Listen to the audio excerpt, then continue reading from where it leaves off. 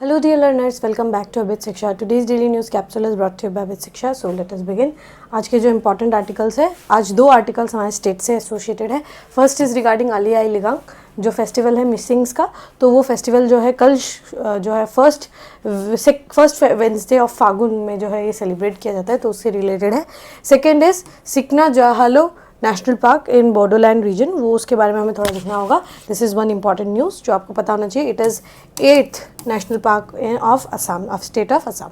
And last news is reciprocal tariff, जो कि आपके बाय यूएस गवर्नमेंट जो है रेसिप्रोकल टैरिफ जो है लगा रहे हैं, तो उसके बारे में हमें अंडरस्टैंड करना होगा. ठीक है, तो without any delay we can start with the topics. First is regarding Ali Aye Ligang. Ali Aye Ligang is a Mising festival and ये जो है फर्स्ट वेंसडे ऑफ फागुन को सेलिब्रेट किया जाता है. ठीक है, so the news is Ali Aye Ligang celebrated with traditional fervour. तो ट्रेडिशनली इसको जो है काफ़ी बहुत बड़े तरीके से जो है सेलिब्रेट किया जा रहा है. Ali Aye Ligang refers to a harvest festival celebrated by Mising tribe. Mising tribe जो है ये हार्वेस्ट फेस्टिवल जो है ये मनाती है इंडिया का. Ali means seed, Aye means fruit and Ligang means to sow. तो Ali means fruit, Aye means Ali means seed, I means fruit and ligang means to sow. तो when to sow the seeds of fruit, ये जो है हार्वेस्ट का जो फेस्टिवल है इसको शुरू करता है. ठीक है, अभी जो है फागुन का महीने से जो है हार्वेस्ट का महीना जो है शुरू होने लगता है. तो essentially marks the beginning of sowing season and signifies the start of agricultural cycle. As predominantly our state is predominant agricultural society. So यहाँ पर जो है सोइंग का सीज़न जो जैसे शुरू होगा और उसके कारण जो है एग्रीकल्चर साइकिल जो है वो शुरू होगा. और ये मोस्ट इम्पॉर्टेंट फेस्टिवल है मिसिंग कम्युनिटी का. ठीक है, and is usually celebrated on first Wednesday of month of Ginmur Polo, that is February March. फागुन का जो महीना है गिरमूर पोलो, तो वो फर्स्ट वेंसडे को सेलिब्रेट करते हैं. ठीक है, फॉलिंग बिटवीन फेब्रुवरी एंड मार्च. ठीक है, मिसिंग कम्युनिटी का ये फेस्टिवल है. सिग्निफिकेंस क्या है, ये सेरेमोनियल बिगिनिंग है, मतलब एक बिगिनिंग के रूप में ये काम करता है. और यहीं से जो है पैडी का सीज़न जो है वो शुरू होने लगता है और पैडी का कल्टीवेशन जो है वो शुरू होने लगता है. और यहाँ पर क्या होते हैं, वो लोग सो करते हैं और बाउंटीफुल हार्वेस्ट का यहाँ पे भगवान से वो प्रे करते हैं. ठीक है, and the festival includes traditional attire, folk dances like Gumrak Soman, singing Oi Nitom songs, feasting on rice beer, apong, pork and purang apin, boiled rice wrapped in leaves. ठीक है, तो ये सेलिब्रेशन जो है काफ़ी ग्रैंड तरीके से किया जाता है, जिसमें अपना लोकगीत, लोक नृत्य, फोक डांस, फोक सॉन्ग्स जो है ये गा के एंड जो इनका होममेड राइस बियर है पोक के साथ, और इसका इनका जो डेलिकेसी है मिसिंग्स का उसको वो डिवावर करते हैं. ठीक है, टेबू क्या क्या है. During the festival activities like cutting tree, fishing and ploughing are considered taboo. इस फेस्टिवल में कुछ भी हार्वेस्ट कटिंग करना हो या फिर पेड़ काटना हो या फिशिंग करना हो, it is considered as taboo. तो ये अभी के समय पे वो करना अवॉइड करते हैं. ठीक है, तो ये आपको समझ में आ गया. ये सीधा वन लाइनर क्वेश्चन बन सकता है यहाँ से, कौन सा महीने में होता है. तो फागुन याद रखिएगा, फेब्रुवरी मार्च के समय पे फर्स्ट वेंसडे ऑफ फागुन, उस समय अली आई लिगांग जो है सेलिब्रेट किया जाता है.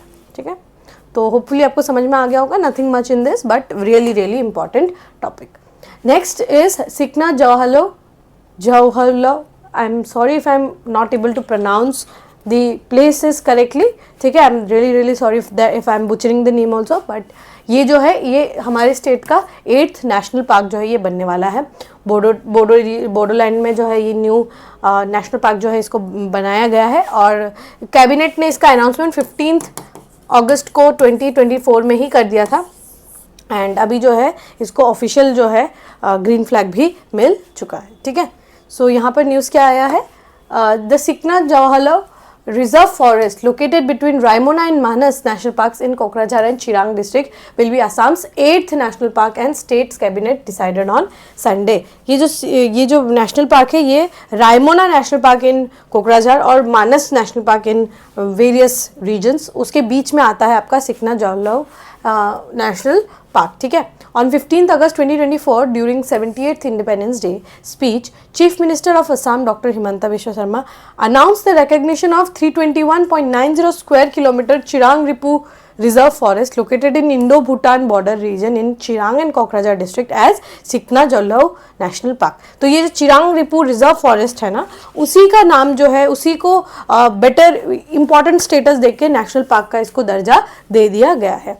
The new national park is situated in the Bodoland territorial region, that is BTR region in Assam, India, adjacent to eastern of Raimona National Park across the Salal Bhanga River, जिसको locally स्वरमंगा river जो है वो भी कहते हैं। तो सरल भंगा रिवर जो है यहाँ से क्रॉस करती है एंड ये जो है रायमोना नेशनल पार्क के बिल्कुल एडजेसेंट जो है ये लगा हुआ है, ठीक है। रायमोना नेशनल पार्क के ईस्टर्न पार्ट में, ठीक है, ईस्टर्न पार्ट में। अगर Raimona national park is here, बीच में यहाँ पर है आपका सिकना जोहालो एंड यहाँ पर है आपका Manas national park. 321.90 almost 322 square kilometers में ये फैला हुआ है, हमारा लेटेस्ट है and one of the biggest है, ठीक है, वन ऑफ द बिगेस्ट में आप कंसिडर कर सकते हैं। काफ़ी बड़ा ये एरिया लेके नेशनल पार्क को घोषित किया गया है। The Sikna Jwhwlao national park formed comprising of Haltugaon forest division, Jharbari forest range in Kokrajhar district and Runikhata range in Chirang district is the 8th national park. तो मतलब ये चिरांग डिस्ट्रिक्ट और आपके कोकराझार डिस्ट्रिक्ट के बीच में है, ठीक है, चिरांग और कोकराझार डिस्ट्रिक्ट के बीच में है। और ये आसाम का ये आपका आसाम का 8th नेशनल पार्क है और बीटीआर रीजन में ये 3rd नेशनल पार्क है। 3rd कैसे हुआ? रायमोना एक है, मानस है और चिरांग जो है, चिरांग में क्योंकि ये पड़ा है तो सिकना जोहालो। तो ये बॉर्डर टेरिटोरियल रीजन में this is the 3rd national park after Manas and Raimona. The Chief Minister announcement was met with widespread enthusiasm among forest workers, nature lover and general public. Obviously, when you declare one area as a national park, that gains a lot of importance and उसका preservation भी हम बहुत अच्छे से कर सकते हैं। And border territorial region and the BTAD वाला region जो है बिल्कुल बहुत ही ज़्यादा लशियस ग्रीन्स है वहाँ पे and we need to preserve them as we should.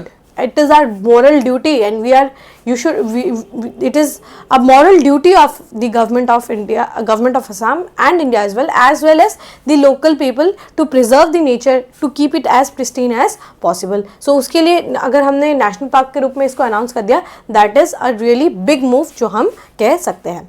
The golden langur, the mascot of BTR, ये तो आपको पता ही होगा कि बॉर्डर टेरिटोरियल रीजन का जो मास्कॉट है that is golden langur, is also found in the Sikna Jwhwlao national park. The park is 222 kilometers from Guwahati, 45 from Bongaigaon, 40 kilometers from Kokrajhar, the capital of Bodo territorial region।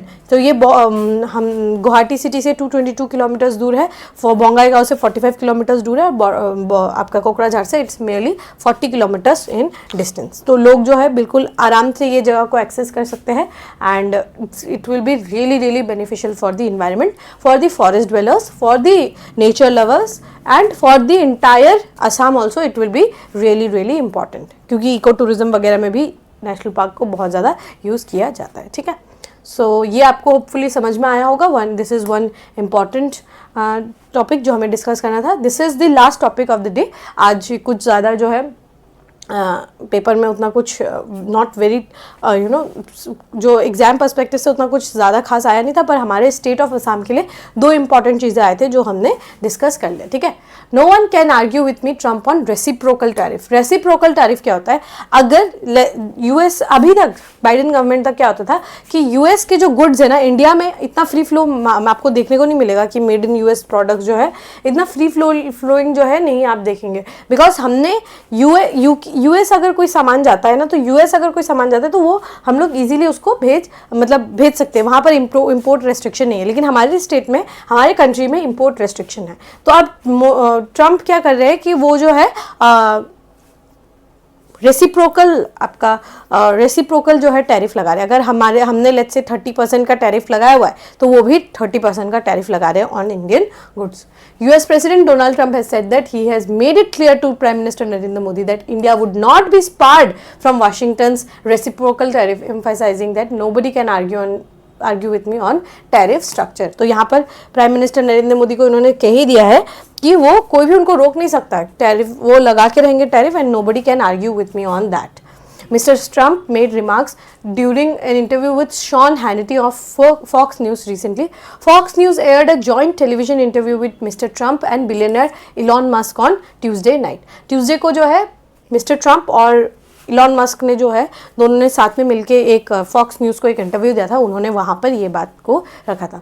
US president has announce 30 reciprocal tariffs on is trading partners on February 13th, hours before a bilateral meeting with Mr. Modi in the White House was organized. India has very strong tariffs on certain imports from the US as in the automobile sector. जो automobile sector है ना, specially automobile sector में हमने US पे बहुत strong tariff system जो है वो लगा के रखा है, जिसके कारण यूएस का आप नहीं देखेंगे कोई भी यूएस मेड कार या फिर यूएस मेड ऑटोमोबाइल कंपनी जो है यहाँ पर फ्लोरिश नहीं कर पाती है. यहाँ पर आप देख पाएंगे आपके जापानीज एंड जर्मन मेड जो है ऑटोमोबाइल देख पाएंगे, जैसे टोयोटा हो गया, hyundai हो गया, राइट. सो ये सब क्या है, जापानीज मेड जो है ये आपको देखने को मिलेगा. पर हमारा जो टैरिफ सेक्टर है ये यूएस के लिए काफ़ी ज़्यादा स्ट्रॉन्ग था, इसलिए कोई यूएस मेड आपको गाड़ी ज़्यादा यहाँ रास्ते पे देखने को नहीं मिलेगी, क्योंकि टैरिफ लग जाता है. तो एडिशनल एक तो आप डॉलर्स में परचेज करेंगे, मतलब डॉलर्स को आप ट्रांसफॉर्म मतलब आप उसको चेंज करके एक्सचेंज करके खरीदेंगे, तो उसके वो ही अपने आप में इतना एक्सपेंसिव होगा, $20,000-30,000. उसमें टैरिफ जो है 30% का है, तो $20,000 पे 30% टैरिफ और भरिए तो कोई खरीदना ही नहीं चाहेगा ना. तो इसीलिए under the reciprocal tariff system, the US would impose same level of tariffs on Indian goods. Indian goods पे भी same level of tariff जो है ये लगाया जाएगा. US President Donald Trump has wondered why 21 million was being given for India for voter turnout, reiterating that US can hardly get in there because of high Indian tariffs. क्यों जो है $21 million जो है वो दिया जाने लगा for voter turnout, ठीक है, वोटर टर्नआउट, क्योंकि इंडियंस बहुत सारे वहाँ जाके वोट करेंगे, जबकि हार्डली कोई जो है गुड्स जो है यूएस मेड गुड्स जो है इंडिया में जा सकता है. India is one of the highest taxing countries in the world, he said while signing executive order at Mar-a-Lago in on Tuesday. He said that कि India is one of the highest tax मतलब imposing countries है, ठीक है. The Elon Musk-led Department of Government Efficiency has disclosed that US aid contributed 21 million for the Election Commission for boosting voter turnout. ये US aid जो है $21 million का जो है उन्होंने दिया गया था टू इंडिया, ताकि इंडिया में वोटर टर्नआउट बहुत ज़्यादा हो, ठीक है. कैसे काम करेगा देखिए, अगर मैं आपको हेल्प कर रही हूँ, आई am not helping you directly, मैं आपको इलेक्शन टर्नआउट में वोट जो है आपको वोट कराऊंगी. लेट्स से अभी एक कोई विनिंग पार्टी है, अगर मैंने उस इलेक्शन टर्नआउट में वोट होने के लिए मतलब मैंने अगर पैसे लगाए, ठीक है, अगर मैंने पैसे दिए है आपको $21 million इन दिस केस, तो मैं एक्सपेक्ट करूंगी कि आप मेरे देश से जो है सामान खरीदेंगे, राइट. ये आप एक नॉर्मल एक्सपेक्टेशन है कि आप मेरे देश से सामान खरीदेंगे, लेकिन वो नहीं हो, मतलब यहाँ पर नहीं देखा गया, क्योंकि इंडिया में पैसे तो इंडियन जो हमारी गवर्नमेंट है उन्होंने ले लिया, लेकिन टैरिफ स्ट्रक्चर जो है वो बहुत हाई है. तो इसके कारण इलॉन मस्क जो है अब रेसिप्रोकल टैरिफ लगाएंगे on Indian made goods. Mister Trump said that and $21 million for voter turnout in India. Why are we giving $21 million to India? They got a lot of money there. One of the highest taxing countries in the world in terms of us, we can hardly get in there because of their tariff is so high. Mr. Trump said that he had a lot of respect for India. I have a lot of respect for Prime Minister. Prime Minister Narendra Modi had visited the White House last week. Even though he has a lot of respect, but he also understands his capitals and he understands his balances, right? So उसके लिए उनको पता चला है कि मतलब पता क्या, उनको सबको ही पता है, India is one of the most taxing countries. हमारे यहाँ पे टैक्स काफ़ी हाई है, पर you need to understand why we tax, ठीक है. It is not as simple as कि हम टैक्स कमा देते हैं या टैक्स बढ़ाते हैं. It has never been so simple. कोई अगर इतना सिंपल होता, हमें इतना बड़ा जो है रेवेन्यू सिस्टम को खड़ा करना ही नहीं पड़ता, हमें आरबीआई की जरूरत ही नहीं पड़ती कि अगर हमें टैक्स झट यहाँ से बढ़ाना हो, यहाँ कमाना हो. There is lots of economics that is going on, especially in a developing countries like India. Everything is very calculated, ठीक है, very meticulously driven and very calculated moves have been made. So you cannot just increase or decrease. We have to understand our from where we are coming from, ठीक है, हम कहाँ से जा रहे हैं, कहाँ पे हम पहुँच रहे, हमारा क्या स्टैंसेस है, हम किस तरीके से हेल्प कर रहे हैं, ठीक है. We have to understand this. And यहाँ पर जो है रेसिप्रोकल टैरिफ लगाने की यहाँ पर बात की गई है इंडिया के ऊपर, ठीक है. सो यूएस एड क्या है? एड क्या है? US agency for international development. US aid क्या है? एक प्राइमरी यूएस एजेंसी है for global humanitarian and development aid. Humanitarian और डेवलपमेंट एड के लिए जो है यहाँ पर पैसे जो है ये दिए जाते हैं, ठीक है।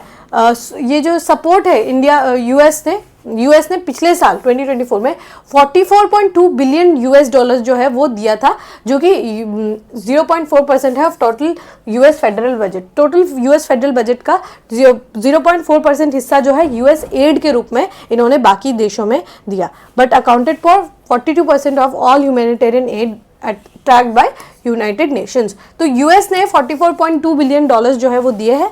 ऑलमोस्ट जो है आप ऐसे समझ सकते हैं कि बाकी सारे देशों ने मिलके मे बी शायद 110 बिलियन डॉलर्स का जो है यूएस एड दिया, उसमें से 44.2 बिलियन डॉलर्स जो है अकेले यूएस ने यूएन को दिया। तो 40% of all the UN aid जो है ये अकेले यूएस ने दिया। US aid funds health care, food aid, disaster relief, policy advocacy worldwide. कौन कौन से देशों को ये यूएस एड जो है मिलता है? बड़े बड़े देश है like Ukraine is the first one, ठीक है। यहाँ पे युद्ध चल रहा है इसलिए इथियोपिया, जॉर्डन, सोमालिया, अफगानिस्तान, इन देशों में यूएस एड जो है वो प्रोवाइड किया जाता है, ठीक है। US add and India. India's association with US aid began in 1951 when India's Emergency Food Aid Act evolving over decades from food aid to infrastructure, capacity building and economic reform। तो पहले 1951 में food जो है add हमें दिया गया, लेकिन उसके बाद जो है ये फूड एड जो है ये चेंज होकर फिर इंफ्रास्ट्रक्चर बिल्डिंग तक भी आया, कैपेसिटी बिल्डिंग में भी आया और इकोनॉमिक रिफॉर्म्स में भी एड दिया जाता है। But it is not very much, okay. Only ये पूरे बजट का ओनली 0.2 to 0.4% जो है यूएस एड इंडिया में आता है, ठीक है। एंड ये it is almost around 1 to 2 millions every year, ठीक है। तो इतना ज़्यादा भी हमें नहीं मिलता है। Obviously, we are a bigger country and other countries need much more aid than we do, ठीक है। सो इसीलिए ये यूएस एड है। यूएस एड जो है अभी टेम्परेरीली हॉल्ट पे रखा गया है, इतना पैसे जो है अभी दूसरे देशों को नहीं दिया जा रहा है, ठीक है। It is temporarily at halt for 6 months, ठीक है। तो समझ में आ गया होगा आप लोगों को। All right, with this we have come to end of today's daily news discussion. If you have liked this discussion, don't forget to give a like and write down in the comment section. We will meet in the next discussion. Till then, take care and thank you.